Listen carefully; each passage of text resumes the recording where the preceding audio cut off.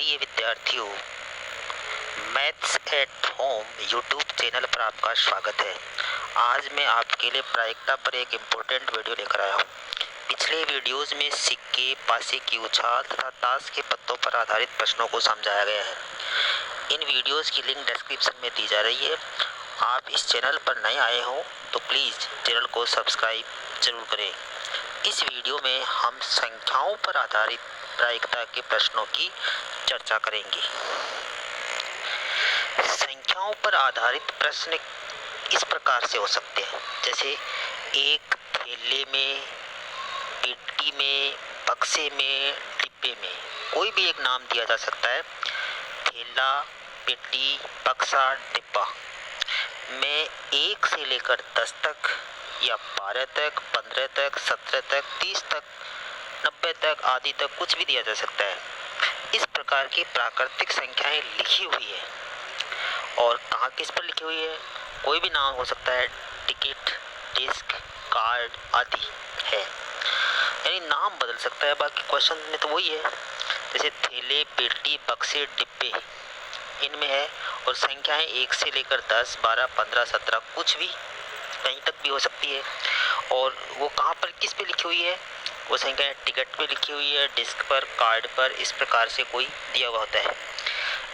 इन डिब्बे में से या पेटी में से, थैले में से एक टिकट, डिस्क, कार्ड जैसा भी क्वेश्चन में दिया हो, एक यादृच्छिक रूप से निकाला जाता है, बिना देखे और बिना कोई पहचान के हुए निकाल लिया जाता है। अब इसकी प्रायिकता हमें ज्ञात करनी होती है। तो इस बात में कोई भ्रमित नहीं होना है कि थैले, पेटे, बक्से, डिब्बे कोई भी ना हो, क्या फर्क पड़ता है। तो इस प्रकार के प्रश्नों को समझने के लिए हम एक आदर्श प्रश्न लेते हैं। आइए एक आदर्श प्रश्न लेकर इस प्रकार के प्रश्नों को हल करना समझते हैं। हमारे पास प्रश्न है, एक थैले में 25 कार्ड है। हमारे प्रश्न में कार्ड नाम लिखा है, टिकट, डिस्क कुछ भी हो सकता है। हमारे थैले में 25 कार्ड है, जिन पर संख्याएं 1 से 25 तक अंकित है। क्रमशः 1 से 1, 2, 3, 4, 5, 6 इस तरह से 25 तक अंकित है। थैले में से यादृच्छिक रूप से एक कार्ड निकाला जाता है। प्रायिकता ज्ञात कीजिए कि इस कार्ड पर एक अभाज्य संख्या है। हमें अभाज्य संख्या ज्ञात करनी है, तो सबसे पहले हमें कुल संभावित परिणाम मालूम होने चाहिए। तो हमारे पास 25 कार्ड है और 25 कार्ड में से हमें एक कार्ड निकालना है, तो कुल संभावित परिणामों की संख्या 25 होगी।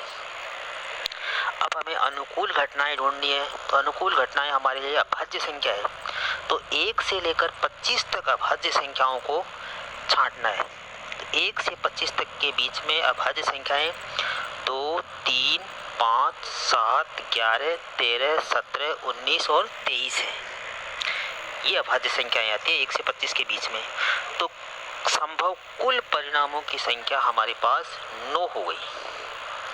तो अभिष्ट प्रायिकता अनुकूल परिणाम बट्टा कुल संभावित परिणाम, यानी 9/25 हो गई। इसी प्रश्न में एक संभावना लेते हैं कि सम संख्या आने की प्रायिकता बताइए। कार्ड वही है, सवाल वही है, सिर्फ शर्त बदली है कि सम संख्या आने की प्रायिकता। तो कुल संभावित परिणाम हमारे पास 25 हैं और सम संख्याएं यानी कुल संभव घटनाएं गिनते हैं। संभव घटनाएं 1 से 25 के बीच में सम संख्याएं 2, 4, 6, 8, 10, 12, 14, 16, 18, 20, 22, 24 है। ये सम संख्याएं हैं। तो संभव कुल अनुकूल परिणामों की संख्या 12 हो गई। कुल संख्याएं 12 हैं, तो अभिष्ट प्रायिकता 12/25 हो गई।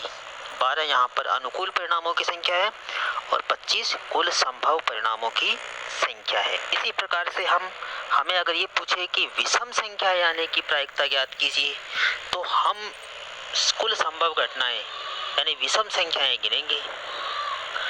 कुल संभावित घटनाएं तो 25 ही है, हमारे कार्ड 25 है, इस प्रश्न में 25 ही है। संभव अनुकूल घटनाएं क्या है, विषम संख्या है। तो विषम संख्या देखिए 1, 3, 5, 7, 9, 11, 13, 15, 17, 19, 21, 23 और 25 है। इस प्रकार संभव अनुकूल परिणामों की संख्या हमारे पास 13 है। तो अभिष्ट प्रायिकता यानी विषम संख्या आने की प्रायिकता 13/25 हो गई। अगर हमें ये पूछे कि इन्हीं कार्डों में से एक कार्ड निकालें और वह 2 या 3 का गुणज आने की प्रायिकता बताइए। वो कार्ड पर जो संख्या आएगी वो 2 या 3 का गुणज होगी। तो हमारे पास कुल संभावित परिणामों की संख्या तो 25 है। अब 2 और 3 के गुणज देखते हैं तो संभव अनुकूल घटनाएं हमें मिल जाएंगी। तो वो है 2, 4, 6, 8, 9, 9 3 का गुणज है, 10, 12, 14, 15, 15 3 का गुणज हो गया, 16, 18, 20, 21, 22 और 24। या तो ये 2 के गुणज है या 3 के है या दोनों की है। यानी कुल संभव अनुकूल परिणामों की संख्या 15 हो गई। तो 2 या 3 के गुणज आने की प्रायिकता 15/25। तो 5 से कटते हैं तो 3/5 हमारा उत्तर हो गया। अब हमें वो पूछे कि यादृच्छिक रूप से आपने कार्ड निकाला और इस कार्ड पर 2 अंकों के आने की संख्या की प्रायिकता बताइए। 2 अंकों के आने की, तो 2 अंक हमारे पास कहाँ पर आएंगे? संभव अनुकूल घटनाएं लिखते हैं। 10, 11, 12, 13, 14, 15, 16, 17, 18, 19, 20, 21, 22, 23, 24 और 25 ये 2 अंकों की संख्याएं हैं। यानी कुल संभव अनुकूल परिणामों की संख्या 16 हो गई हमारे पास। तो 2 अंकों की संख्या आने की प्रायिकता 16/25 हो जाएगी। अगर हमें इसी प्रश्न में ये पूछे कि वो कार्ड एक पूर्ण संख्या है, एक थैले में से 25 कार्ड में से अपन निकाला है और वो एक कार्ड पर जो असंख्या अंकित है वो पूर्ण वर्ग संख्या है, तो हमारे पास कुल संभावित परिणामों की संख्या तो 25 ही है। संभव अनुकूल घटनाएं यानी पूर्ण वर्ग संख्याएं 1, 4, 9, 16 और 25 है। यानी संभव अनुकूल परिणामों की संख्या हमारे पास 5 हो गई। तो उस कार्ड पर एक पूर्ण वर्ग संख्या आने की प्रायिकता 5/25। 5 अनुकूल परिणाम, 25 कुल परिणाम, सरल करने पर 1/5 आ जाए। इसी प्रकार से अगर कोई हमें पूछे या इसी प्रश्न में पूछे कि वो कार्ड ऐसा है जो 5 से विभाज्य संख्या है उस कार्ड पर, यानी ये इस बात की प्रायिकता ज्ञात कीजिए कि उस कार्ड पर आने वाली संख्या 5 से विभाज्य है। तो यहाँ पर कुल संभावित परिणामों की संख्या 25, संभव अनुकूल घटनाएं जो 5 से विभाज्य हैं। कौन सी संख्या है? 5, 10, 15, 20, 25। यानी संभव अनुकूल परिणामों की संख्या यहाँ पर 5 है। 5 संख्याएं हो गई। अतः 5 से विभाज्य संख्या आने की प्रायिकता 5/25 और सरल करने पर 1/5 आ गई। इस प्रकार से हम प्रायिकता ज्ञात कर सकते हैं। यानी कुल संभव परिणामों की संख्या तो 25 ही रहेगी क्योंकि हमारे पास कार्ड 25 है और अनुकूल घटनाएं प्रश्न की शर्त के अनुसार हम ज्ञात कर सकते हैं। विभिन्न प्रकार की शर्त दी हुई हो सकती है। इस प्रकार से हम संख्याओं पर आधारित प्रश्नों को कर सकते हैं। आशा है आपको संख्याओं पर आधारित प्रश्न अच्छी तरह से समझ में आ गया होगा। वीडियो पसंद आया हो तो लाइक कीजिए, अपने दोस्तों में शेयर कीजिए और चैनल को सब्सक्राइब कीजिए ताकि आने वाले वीडियो